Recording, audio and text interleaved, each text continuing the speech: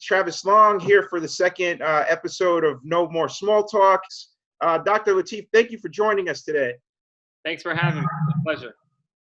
Dr. Latif, what are you seeing right now on the front lines? It's tough, right now being, I'm an internal medicine physician in a section of hospital medicine at my hospital at SUNY Downstate Medical Center in Brooklyn.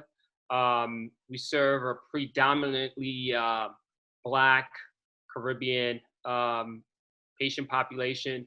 So our neighborhoods, or the neighborhood that we take care of, the people that we take care of in our neighborhood, they've been, hit so hard with COVID. So working in the front line right now, it's been very, very difficult. We have had a surge, and we still have surge of patients in our hospitals. Our ERs are filled with patients. Our floors are overflowing with patients. Nursing, the physicians, we had to kind of just mobilize all the other specialties to come and help out. We have, GI, these are the subspecialties of medicine, cardiology, we've had ophthalmology, we've had urology, we've had general surgery, attending physicians joining us to take care of COVID patients because, we're just, overflowed with patients on our floor. So we have to start tapping other specialties to help assist with management of these patients. So it's been very difficult just because of the volume and, how sick these patients are. So it's been a challenging task, but myself and my colleagues have been up to the task, and, we're working hard to try to take care of these people every day. And we haven't had the success that we wanted, but, every day is a battle, and, we're just going to keep pushing forward.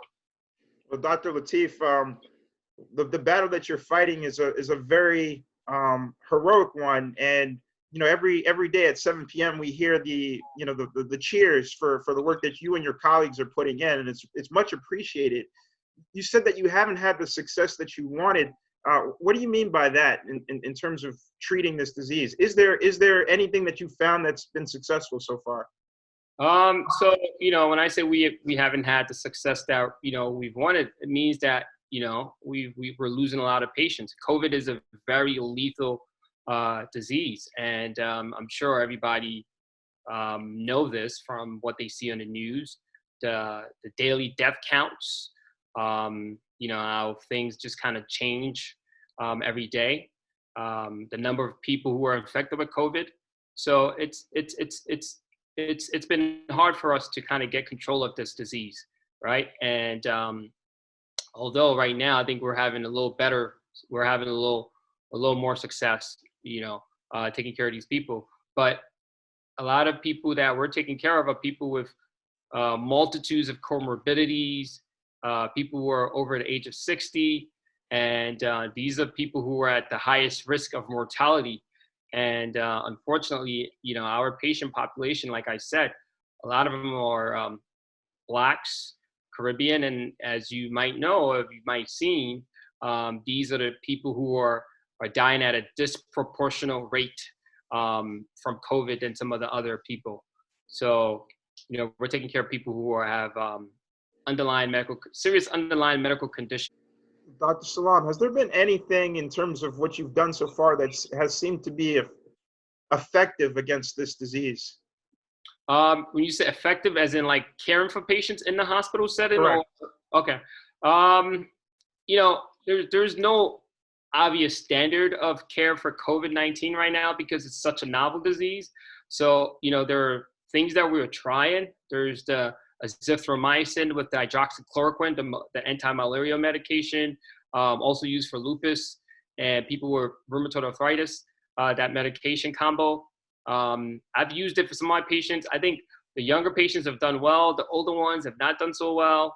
So, that's one thing. And most patients with COVID, they die from respiratory failure. So, when you have respiratory failure, you really just have to provide supportive care. So, that comes to those ventilators that everybody keeps talking about the ventilators. So when people are not doing so well and they're not breathing well and their oxygen level is low, then you have to consider putting them on mechanical ventilation and putting a tube in their throat to plug them to the machine. So some of the patients we put on the machine might come off a few weeks after. Some, unfortunately, they don't do well and they might end up, succumbing to the disease while they are on the machine. So it's tough. But as far as things that we've done that's been successful, I can't say, or I can't pinpoint and say that works and that doesn't work. It's just a matter of just, providing all the supportive stuff to the patients and seeing, who might get better. But what I would say is, I know that patients who are younger, who are younger without many medical problems do tend to do much better and make it out the hospital versus people who are like 60, 70 years old with diabetes, hypertension, heart disease. Those patients are not doing well at all when they're sick enough to be admitted with COVID. Downstate is in East Flatbush, which is, it's my understanding, it's over 80% Black. And nationwide, it seems like this disease has been impacting Black and brown people more so than others. Do you have any idea as to why that is? Yeah, it goes back to kind of what I spoke about prior, which is, unfortunately, there's a disparity in how healthcare is delivered in America. Unfortunately, a lot of Blacks do reside in, inner city. They're in low socioeconomic condition, and they just don't have the access to care. And I think that's the big thing. They don't have access to care. So unfortunately, their hypertension might not be well controlled. Their diabetes does not get well controlled. Their heart disease gets worse. So they do have these underlying medical problems that's there, and it's not well controlled because of their low socioeconomic state. And unfortunately, these are the same people when they get COVID, they just don't do well at all. They are much sicker, more likely to die from COVID. And I think that's the biggest thing. Blacks, Hispanics of low socioeconomic backgrounds are at a higher risk of mortality when they get COVID because, unfortunately, the underlying medical problem is just not well controlled from beginning. So in terms of addressing the sort of the underlying causes for why these disparate outcomes are happening, with respect to a number of people, well, Black and brown people particularly, being hit harder by this disease, with respect to the deaths. Is there anything that you would recommend us doing in the future? Like what type of steps can we take with respect to improving our healthcare system to make sure that these underlying conditions are addressed? That's a great question. That's a tough question. That's a good question, but it's a tough question because this is a systemic thing, and it's been going on for a long time. But I think things we can do to mitigate the problem. I think one of the things that helps is if we have more maybe Black doctors, Hispanic doctors out there. There is a level of distrust in the system somewhat from minorities group to physicians sometimes, and when they see doctors like themselves in the community, they're a little more open, they're more responsive to those kind of encounters. And I think it'll be great to produce more Black and Hispanic healthcare providers in our communities so they can kind of really reach the patients and, get that bond, because the bond is very important. The patient-doctor bond is critical to good outcomes. And I think if there's better rapport in that sense that, the doctor and the patients are one, then the patients will follow, will try to strictly adhere to the recommendations of the doctors. They might be more forthcoming with things. And I think that will overall just kind of lead to better outcomes for these people.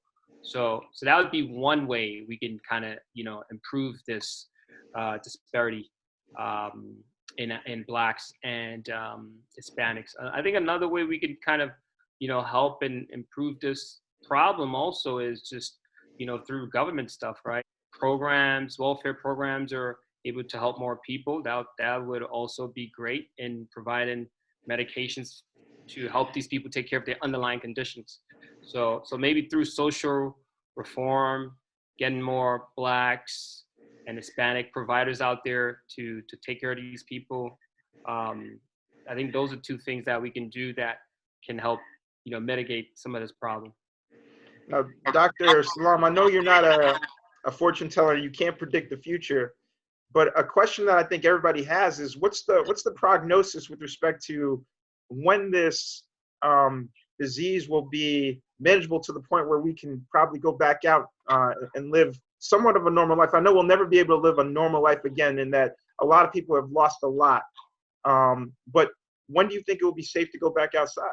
Thing that's so challenging about COVID is it's a communicable disease and it doesn't take much to get it. Like we said before, all you have to do is maybe go outside and, if you're around somebody that has it, touch a doorknob or, grab a pole in the subway. It doesn't take much to get COVID. So, as far as kind of predicting when things are going to be better, where we can kind of return to some form of normalcy, I think it's very hard to make that prediction. But we need more testing also. That's important to getting back to normalcy. We're still trying to acquire more testing for, the population.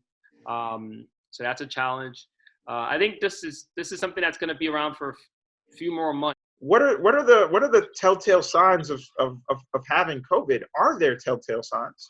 Yeah. So, I mean, generally, the thing that we were educated and what we were telling people was, if you were having fevers, if you were having chills, if you had a cough, those are signs of COVID. You should be worried that this could be COVID-19 in this day and age. But then as, we started seeing a spike in the cases, realize it's not just fever, chills, cough, right? Some people might just come to the hospital with just malaise and fatigue without fevers, and they have COVID. So I think the common thing to look for, the common symptoms, is the fever, chills, cough. But if you are feeling just more tired than your normal, your body ache, that could be COVID. That's what we're learning, that anything could really be COVID. So the classic symptoms are what I mentioned, but honestly, we just don't, it's a novel disease. We just don't have enough information, and we're learning every day something new about this disease. So if you don't feel like yourself, it could be COVID, and that's the reality of things. So I guess that kind of really highlights the importance of really self-isolating and not interacting with anyone, because you could not have the telltale symptoms but still have it and pass it on to someone else who could then be Exactly. very much negatively impacted by it. Exactly. And that's why the social isolation stuff, the distancing stuff is so important, because some people are asymptomatic spreaders of COVID. Maybe they just don't feel well, but they're not sneezing, they're not coughing, they don't have fevers, but they have COVID, and then they think things are okay, and then they're going out and getting other people infected. So that's why it's imperative to isolate yourself, stay home. If you don't have a reason to be outside, stay in the house. If you feel unwell, isolate yourself from your family members. Don't get them sick. And I think that's the important thing. The other thing I didn't mention that I think I want to just kind of go back to is, when we spoke about, Blacks and Hispanics, being disproportionately affected by COVID, and then some of the other groups of people, is remember that, again, being lower socioeconomics means, having some of these jobs that doesn't allow you to stay home or, work from home. And, they have to be out there. So they put themselves at risk. They're more vulnerable, right? People working in grocery stores, essential workers, these people are vital too, just as imperative as myself, who are serving other people who operate the bus and the trains. Some of these jobs are people like myself, and they can't stay home. So, and if you're not home, you're at risk of getting COVID.